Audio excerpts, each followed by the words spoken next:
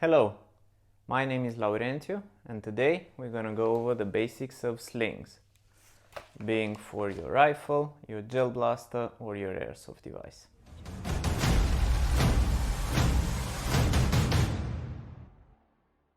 First thing we should cover is how we actually attach them to our rifle. We have three main types of attachments. We have hooks, we have QD swivels, and then we have a direct mounting option to the buttstock or even to the handguard. There is also a variety of locations where you can attach your sling to your rifle, either on the handguard, on the buttstock, or close to the pistol grip. If you're using a single point sling, you need to remember that you may need a special attachment for your rifle. My personal preference is for QD or quick detach swivels. There are basically two types of slings. You've got the 1-point sling, which obviously attaches to a single point to your rifle, and then you have a 2-point sling, which attaches to 2 points of your rifle. There's been in the past a 3-point sling, but that hasn't been very popular and it's not produced too much lately. So let's go over the advantages and the disadvantages of each of these two types of slings. The 1-point sling, it has the main advantage of maneuverability. It's very easy to switch sides, you don't need much in the way of fiddling with it, and it obviously provides this maneuverability. Its disadvantages are that, for example, when you drop it to switch to a secondary, it usually has a very bad habit of hitting you in the crotch, which might not be that fun.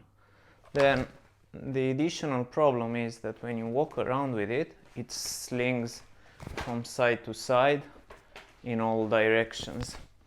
You can't really put it behind your back to climb an obstacle or do anything. From that point, it has its limitations and advantages, just as the 2-point sling has. So let's cover the 2-point sling briefly. The 2-point sling has the advantages of staying in place when you drop it. Doesn't move too much. I can usually easily put it behind. When you switch to secondary, pick it up easily again. You can leave it behind you when you need to run, when you need to climb obstacles. There is the problem that if the length of the sling is not properly adjusted, you can't really transition.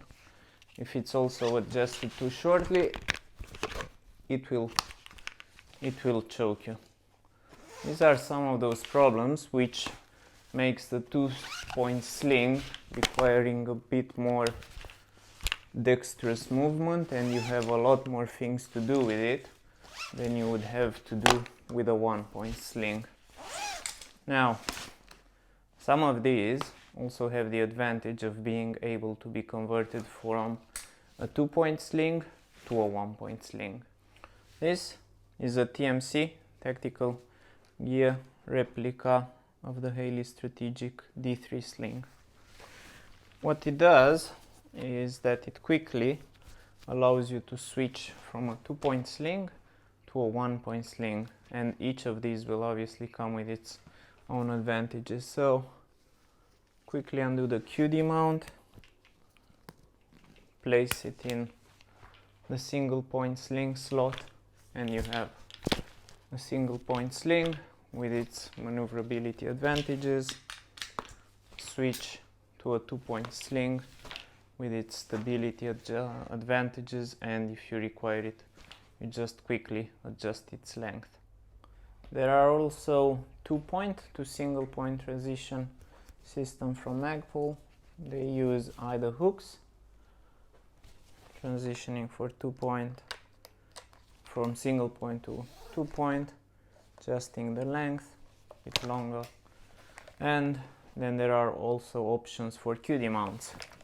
Again from Magpul, and just the adjustment is slightly different, where the QD mount would lock into it, but it works in the same way.